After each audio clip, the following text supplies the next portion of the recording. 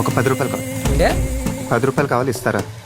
పొద్దునే మొదలెట్టారా? Jeans pant కోటేసి అడుక్కోవడం కొత్త వేసినా ఏంటి? 10 రూపాయలు అంట, 10 రూపాయలు ఏదో మా ఇక్కడ వాళ్ళు అడుగుతున్నాడు.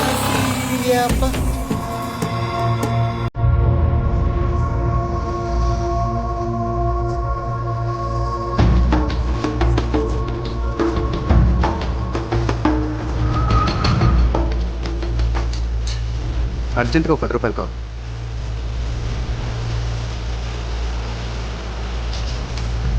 చెయ్యి.